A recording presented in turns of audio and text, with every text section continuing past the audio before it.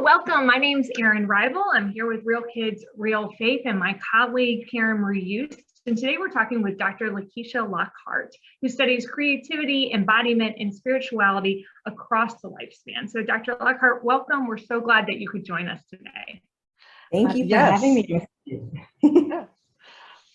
So, Dr. Lockhart, your work focuses substantially on the relationship between play and spirituality. So to start us off, I wondered if you could talk about why is play so important for children's and adults' spiritual lives?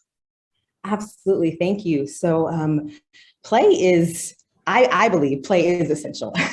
I mean, we think about just with our young people, how it helps them develop. It helps them cognitively, effectively develop, right? You think about the games that they're playing. How are they learning their ethics, their morals, right? That's all part of how they become spiritual beings. That's how they begin to see the divine. And so play is actually an access, a medium of being able to explore these things.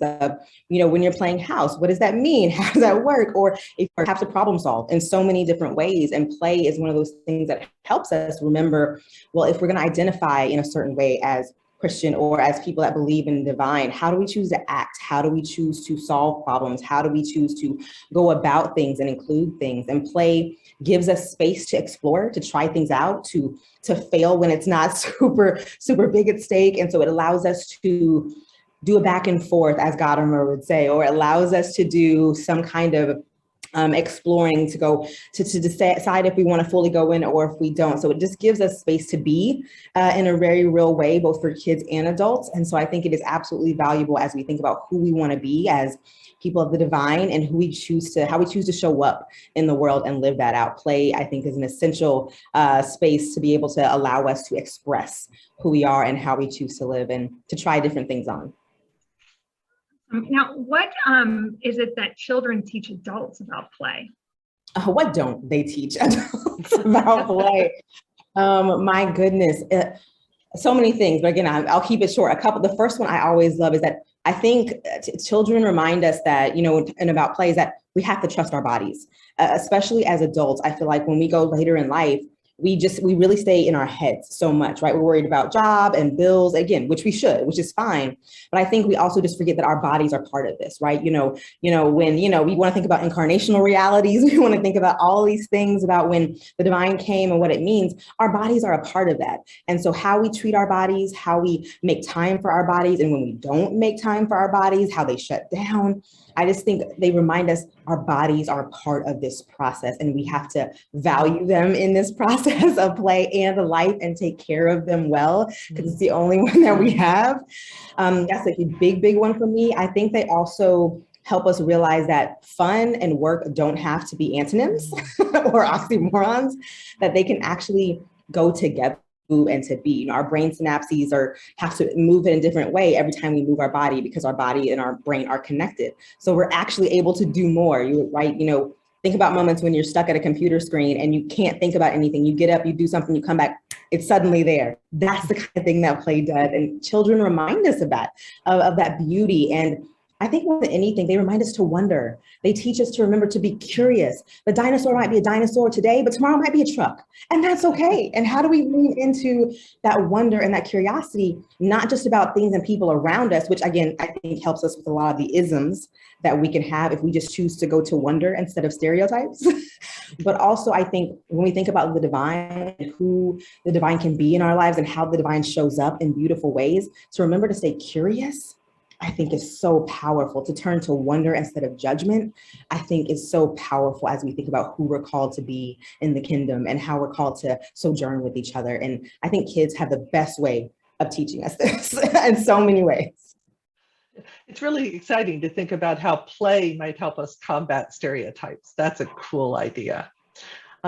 So I know that learning to see diverse forms of beauty and embodying faith are also important values for you. How might parents help children see all kinds of beauty and all kinds of ways of embodying faith? Yes. Oh, so this is the part I get excited about as the religious educator, practical theologian. Karen and I know about this, is like when we actually can talk practically about what can we do, that's what I get excited. So, so I'm just thinking about so many things. So of course, I think a lot about multiple intelligences, right? We're thinking about kinesthetic learning. What does it mean to be, introvert, extrovert, all the different language around that. And I think if you just start focusing on hitting different things, like, hey, let's go outside and find the divine today, or let's go paint today, or let's play with Play-Doh today and see where we find God, or let's just meditate today. Let's find God. Let's do a puzzle. Let's move our bodies and dance. And realize how we find God in those spaces. A lot of it is about cultivating the space, right? I think Moltmann would call it like a counter environment. He and Courtney Goto would say like a counter environment, or I think some of the other Kolb work that I've read is usually calls it like a ludic learning space, right? How do we cultivate spaces so that the spaces around our kids also invite learning? And so maybe their play area has a combination of paint and a plant and does different things. Maybe they're learning to garden. I mean, who knows? But how do you invite that? How do you invite the curiosity and wonder? And again, you can do that through, making a plan. I'm a planner, so this is not everybody's thing, and that's fine. Like literally each week, I'm like, we're going to go outside today. We're going to have a library day today. We're going to paint tonight. Our theme for the week is A. So we're focusing on apples and astronauts, and we're going to make a spaceship out of a cardboard box. I mean, again, that's not everybody's jam, and that's okay.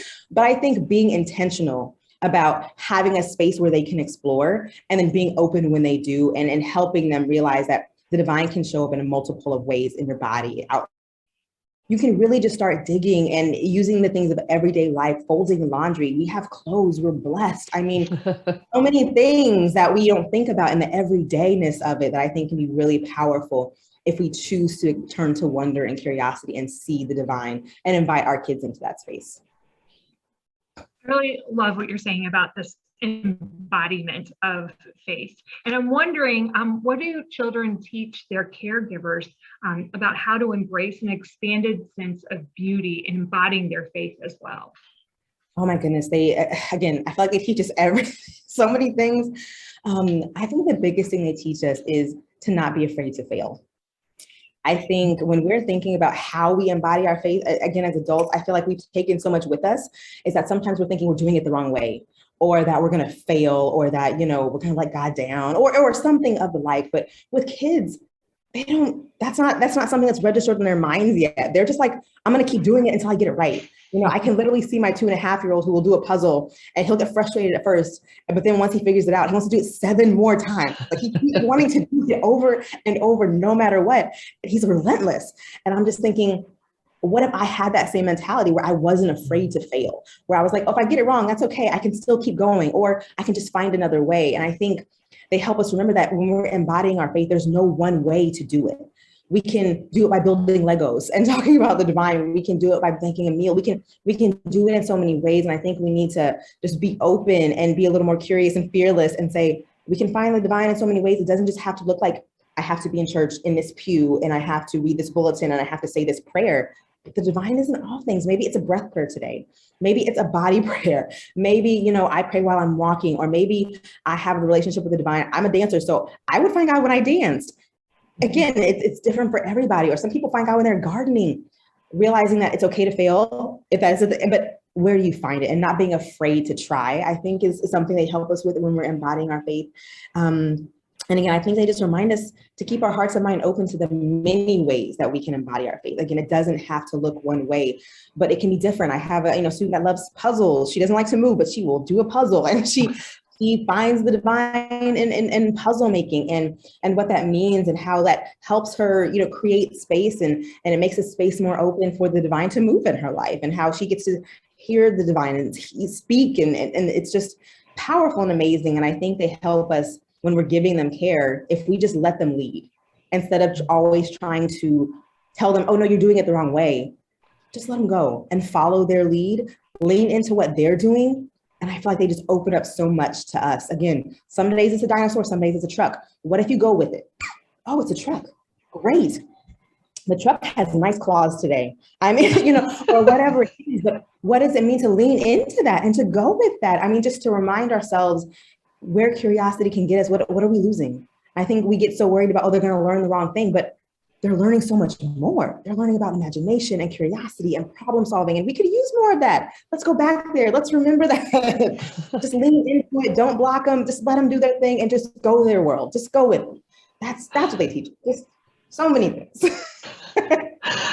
I love your energy, your passion about this, and the way in which you see this really wonderful connection between children's spirituality and children's learning and adult spirituality and our learning. So thank you, Dr. Lockhart, so much for your insights, not only into children's spirituality, but into the spirituality of their caregivers as well. Absolutely. Thank you for having me. This was so wonderful. Thank you.